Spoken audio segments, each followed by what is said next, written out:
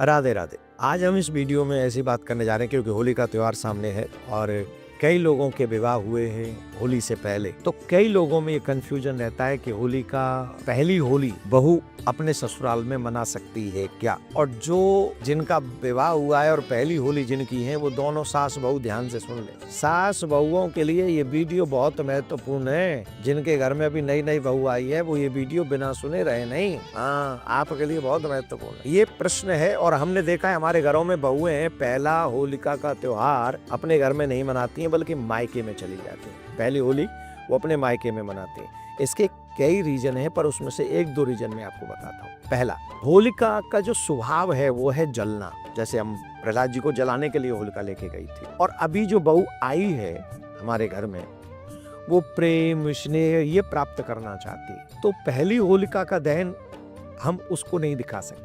और ऐसा भी मान्यता है कि अगर दोनों सास बहू उस पहली होलिका का दहन देखें तो दोनों में खटपट हो जाती है, अनबन हो जाती है और जीवन भर वो खटपट फिर सिलटने में नहीं आती है। ऐसा हमने कई लोगों से सुना, गांव में हमने देखा भी है कि पहली होली नहीं मनाते। दूसरा, होली के दिनों में तंत्र क्रियाएं बहुत ज्यादा हो जाती हैं। आप देखेंगे ये जो रात्रि है ये बड़ी प्रबल होती हैं। होली हुई, दीपावली हुई, इनकी नेगेटिव और पॉजिटिव दोनों एनर्जी हैं, लेकिन लोग उसे नेगेटिव एनर्जी के लिए ज्यादा यूज करते हैं। अगर आपने ध्यान दिया हो तो उस पे तंत्र विद्या कर दी, उस पे तंत्र विद्या कर दी, तो उसमें भूत प्रेत पिशाच इन सबका भी आना जाना बहुत ज्यादा होता है।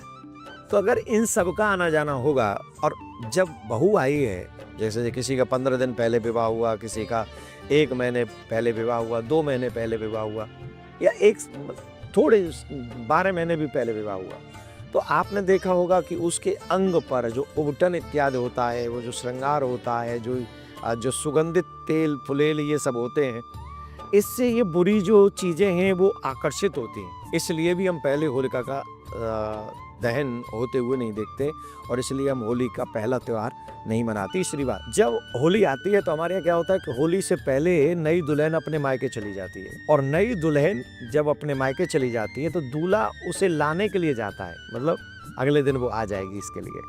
तो दूल्हा के आने से तो उस घर में भी, दुल्हन के मायके में भी 2 चीजें मानी जाती हैं। पहली कि दुल्हन जो हमारी बेटी है वो उस घर के आंगन में आखिरी होली मना रही है, और उस होली के तमाम जो रंग हैं वो प्रेम के रंग, चाहे वो चाचा ताऊ भाई इत्यादि उन सब के साथ में खेलती है। और कहते हैं कि होलिका के दिन अगर वो बेटी प्रार्थना करे तो उस मायके में भी सुख समृद्धि बनी रहती है। और फिर जमाई के आ जाने से, जब जमाई आ जाता है होली, तो पहली होली जमाई खेलता है अपने ससुराल में।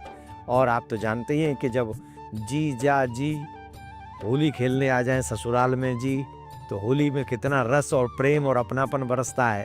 तो इसके लिए पहली होली जमाई तो ससुराल में मना सकता है, लेकिन बेटी ससुराल में नहीं मनाती, इसलिए बेटी अपने मायके में चली जाती है। बाद में तो फिर सब अपने अपने व्यस्त हो ही जाते हैं और अगली होली से सब। तो इसलिए पहली होली का, जैसे कई जगह तो ऐसा भी सुनने को मिलता है कि बहू और बेटा अगर पहली होली यहीं मनाएं बहू के ससुराल में तो दोनों के लिए शुभ नहीं होती। खैर, हम तो इस बात पे बिलीव नहीं करते। शुभ और अशुभ तो सब ठाकुर जी के हाथ में है, हमारे और आपके हाथ में नहीं है। पर मुझे जब सुनने को मिला तो मैंने कहा मैं आपको सचेत कर दूं और आपकी एक शंका का समाधान कर दूं कि हाँ, अगर हमारे बड़ों ने कहा है कि पहली होली बहू अपने ससुराल में नहीं मनाएगी तो आप ये निर्णय करें कि हम नहीं मनाएंगे। और जो रीति रिवाज चले आ रहे हैं, धर्म जीवन 2 ही तरीके से जिया जाता है, वेद रीति और लोक रीति, और दोनों ही तरीके से विवाह भी होता है, वेद रीति और लोक रीति। तो वेद जो कहें उसे धर्म स्वीकार कीजिए और लोक रीति जो हो उसको हृदय से पालन कीजिए। यही हम लोगों का दायित्व है।